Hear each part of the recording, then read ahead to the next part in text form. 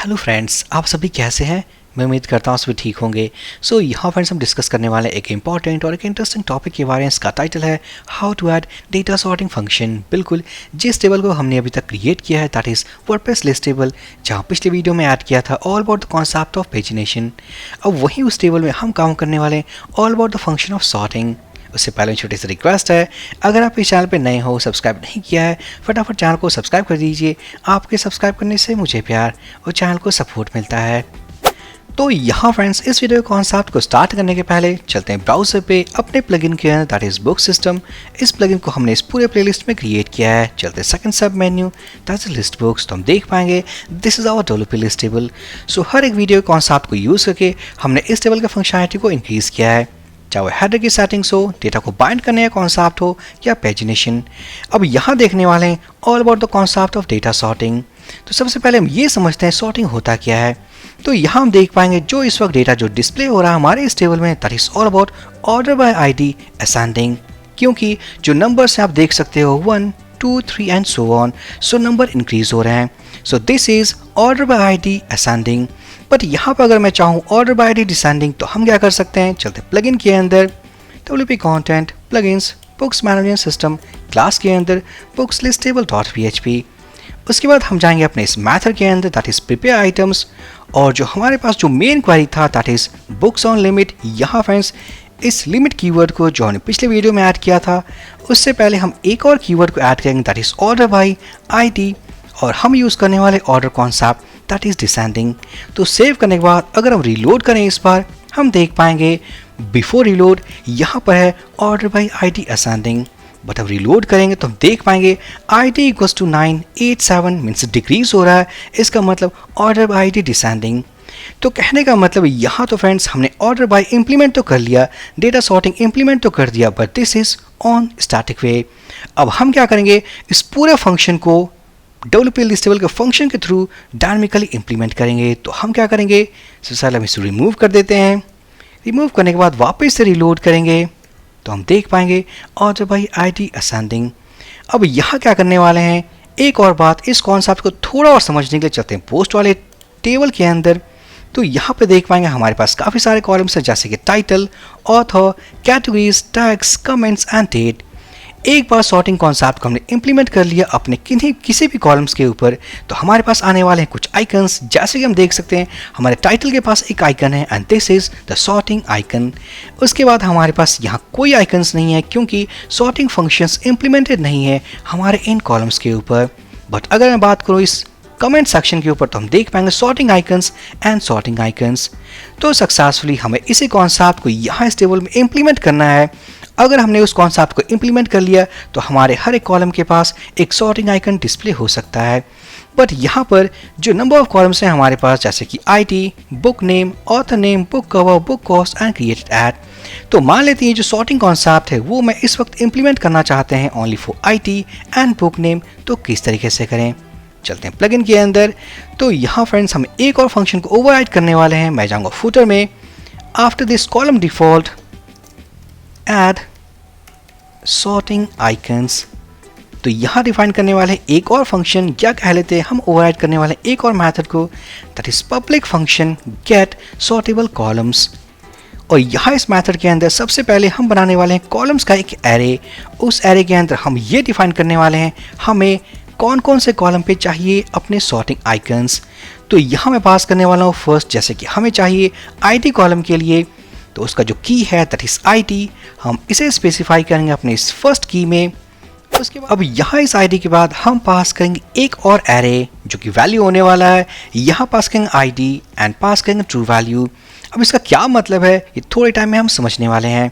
Then हम चाहते हैं कि जो हमारे पास नेक्स्ट कॉलम है दैट इज बुक नेम, हमें चाहिए वहाँ सॉर्टिंग आइकन्स। तो हम इसके की को कॉपी कर लेंगे, this is for book name. की को कॉपी करने के बाद हम पेस्ट कर देंगे, दोबारा से एरो ऑपरेटर एरे। उसके बाद हम यूज़ करेंगे अपने वैल्यू को that is name and true. अब सेव कर देते हैं और फाइनली हमें इसे रिटर्न करना है। सो कॉलम्स रिटर्न, कॉलम्स हमने रिटर्न कर दिया। अब इस मेथड को हम कॉपी कर लेंगे। कॉपी करने के बाद हम चलेंगे मेन लॉजिकल मेथड में that is all about prepare items, और यहाँ पर उस मेथड को हम कॉल करेंगे अपने इस कॉलम हेडर्स वाले की के पास। तो यहाँ फर्स्ट एरे का जो इंडेक्स है means first value that is all about column names, उसके बाद हम एक ब्लैंक वैल्यू को छोड़ने वाले हैं, ये भी हम समझेंगे अपने आने वाली वीडियोस में। उसके बाद हम पास करेंगे this gate sortable columns. Save करने के बाद चलते हैं ब्राउज़र पे, हम रीलोड करेंगे तो हम देख पाएंगे सक्सेसफुली हमने सॉर्टिंग आइकॉन्स को ऐड कर दिया है for this ID column and for this book name column. अब क्या करते हैं, हम इस पर क्लिक करते हैं। एक और बात मान लेते हैं ऑथर के केस में अगर आपको ऐड करना हो तो सिंपल आपको क्या करना है, इसके की को कॉपी करना है। कॉपी करने के बाद हम जाने वाले अपने इस मेथड के अंदर एक और पैरामीटर ऐड करेंगे की नेम, उसके बाद array and value it's author, value का था ऑथर एंड ट्रू। सेव करने के बाद रीलोड करते हैं तो हम देख पाएंगे हमारे पास सॉर्टिंग आइकन्स अवेलेबल हैं। तो यहाँ मैं क्या करने वाला हूँ, इसे रिमूव कर दूंगा। फिलहाल 2 ही से हम काम चलाने वाले हैं।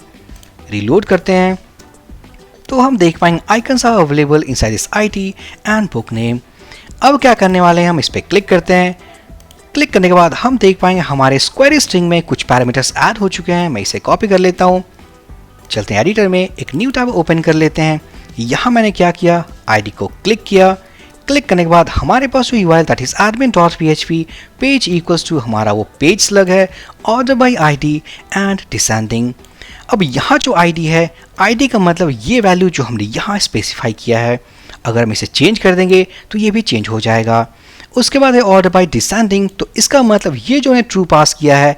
ट्रू कहने का मतलब है जिस भी कॉलम में आपने ट्रू पास किया है क्लिक करोगे तो वो होने वाला है ऑर्डर बाय डिसेंडिंग। हम टेस्ट कर लेते हैं। तो यहाँ मैं चेंज करूँगा फर्स्ट माई आईडी, हमने वैल्यू को चेंज कर दिया। हम करने वाले हैं फॉल्स। चेंज करने के बाद हम वापस से रिलोड करते हैं, इस पूरे पेज को क्लिक करेंगे तो हम देख पाएंगे। अगर हम दोबारा से URL को कॉपी कर लें, कॉपी करने के बाद हम इसे पेस्ट कर देते हैं। So admin.php page slug order by my ID जो वैल्यू हमने पास किया है and order equals to ascending. Ascending क्यों, क्योंकि हमने पास किया फॉल्स वैल्यू। तो कहने का मतलब है अगर आपको क्लिक पे चाहिए कि अगर हम क्लिक करें किसी भी कॉलम पे तो ऑर्डर बाय डिसेंडिंग में कन्वर्ट हो जाए तो आपको पास करना है true, otherwise false value will be for ascending. तो यहाँ मैं कर देता हूँ असेंडिंग क्योंकि ये फॉल्स वैल्यू है एंड दिस इज डिसेंडिंग क्योंकि ये ट्रू है। यहाँ मैं करने वाला हूँ आईडी। सो सक्सेसफुली यहाँ फ्रेंड्स हमने इस कॉन्सेप्ट को तो इम्प्लीमेंट कर लिया क्योंकि अब हमारे पास आइकन्स हैं। अब क्या करना, इन आइकन्स के ऊपर काम करना है क्योंकि अगर मैं क्लिक करूँ हम कर देते हैं इसे डिसेंडिंग। सो मैं इसे ट्रू कर देता हूँ and it will be false. So यहाँ होने वाला है ये डिसेंडिंग ऑर्डर में और ये होने वाला है असेंडिंग ऑर्डर में। सेव करने के बाद वापस से रीलोड करते हैं। सो मैं क्लिक करूँगा। अब क्लिक करने के बाद हमारे पास है order by ID and order equals descending. But यहाँ जो डेटा हमारे पास है अभी फ़िलहाल वही है। अब क्या करना, इन पैरामीटर्स को यूज़ करना है और पैरामीटर्स के अकॉर्डिंग इस डेटा को फिल्टर करना है। इसका मतलब किसी ने अगर क्लिक किया आईडी पे तो इस क्वेरी स्ट्रिंग के बेसिस पे आईडी इक्वल्स डिसेंडिंग हमें क्वेरी को चेंज करना है और डेटा उसके अकॉर्डिंग पुट करना है। चलते प्लगइन के अंदर, चलिए क्लास के अंदर। तो यहाँ पर जो हमारे पास मेन क्वेरी था जहाँ हमने स्टैटिक वैल्यू को यूज़ किया that is on books on limit, अब हम यहाँ जाने वाले हैं। बट यहाँ पर ऑर्डर बाय कॉन्सेप्ट को ऐड करने के पहले हमें क्वेरी स्ट्रिंग पैरामीटर्स को रीड करना होगा। चलते हैं थोड़ा टॉप पे और यहाँ पर इन दोनों वैल्यूज़ को रीड करेंगे that is order by and order. तो यहाँ कर लेते हैं आफ्टर दिस पर पेज कमेंट ऐड कर लेते हैं order by means order by okay. So यहाँ होने वाला है order by equals to it set, हम यूज़ करेंगे गेट मेथड और यहाँ से हम गेट कर इस वेरिएबल को। सो ऑर्डर बाय, अगर इसके अंदर वैल्यू है देन हमारे पास वैल्यू है, अदरवाइज मान लेते हैं order by ID is okay. अब यहाँ नेक्स्ट हम उस वेरिएबल को गेट करेंगे that is all about our order. इसे कॉपी कर लेते हैं।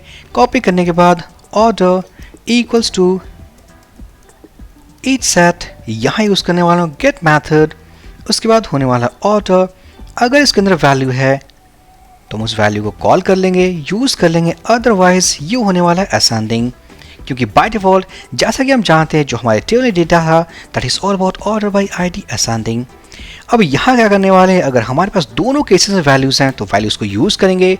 चलते हैं क्वेरी के अंदर books on limit, before this limit keyword अब यहाँ यूज़ करने वाले हैं ऑर्डर बाय, देन हम पास करेंगे ऑर्डर बाय कॉलम क्योंकि इसके अंदर हमारे कॉलम स्टोर हैं। हम इसे कॉपी कर लेंगे, पुट कर देंगे फर्स्ट कॉलम वैल्यू होने वाला है, उसके बाद ऑर्डर, हम इसे कॉपी कर लेंगे। कॉपी करने के बाद after this order by curly pairs और इसे हम पुट कर देंगे। सो यहाँ फ्रेंड्स अगर क्वेरी को हम थोड़ा फॉर्मेट करें सही तरीके से समझने के लिए,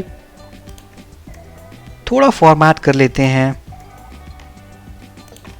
तो यहाँ क्या क्या बेसिकली हमने इस मेथड के अंदर select all from table order by हमने यूज किया, इन दोनों वैल्यूज को हमने रिट्राइव किया फ्रॉम क्वेरी स्ट्रिंग और उसके बाद लिमिट ऑफसेट जो हमने पहले वीडियो में देखा था। सेव करने के बाद चलते हैं ब्राउजर पे। अब यहाँ मैं क्लिक करने वाला हूँ आईटी पे। सो हम देख पाएंगे 9876 इस तरीके से ऑर्डर बाय डिसेंडिंग कन्वर्ट हो चुका है। अगर मैं वापस से क्लिक करूँ तो हम देख पाएंगे ऑर्डर बाय असेंडिंग चेंज हो चुका है, साथ ही साथ डेटा भी चेंज हो चुका है।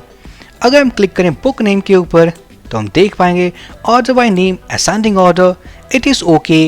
अब हम दोबारा से क्लिक करेंगे तो book number 9 and it is in descending order. तो सक्सेसफुली फ्रेंड्स यहाँ हमने इंप्लीमेंट कर लिया all about the concept of data sorting. अब मान लेते हैं फर्स्ट केस में यहाँ हमारे पास कोई क्वेरी स्ट्रिंग पैरामीटर्स नहीं है, तो उसी के लिए हमने सेट किया all about these by default values, that is order by ID and order ascending. So by default ये आ रहा है first time order by ID ascending, but अगर हमने क्लिक कर दिया, क्लिक करने के बाद हम देख सकते हैं ऑर्डर बाय आईडी डिसेंडिंग। हम इस पर क्लिक करेंगे। अब यहाँ फ्रेंड्स ये कॉन्सेप्ट इतना सिंपल हो चुका है कि आप किसी भी कॉलम पे अपने इसी कॉन्सेप्ट को इम्प्लीमेंट करके डेटा सॉर्ट कर सकते हो। तो सक्सेसफुली अब हमारे पास काफ़ी सारे कॉन्सेप्ट हो चुके हैं, जैसे कि हेडर सेटिंग्स, उसके बाद bind data concept, pagination and sorting. So please like कर दे, कमेंट कर दे, चैनल को सब्सक्राइब कर दे। हम मिलते हैं अपने नेक्स्ट वीडियो में। So for this video session guys, thank you for watching and have a great day.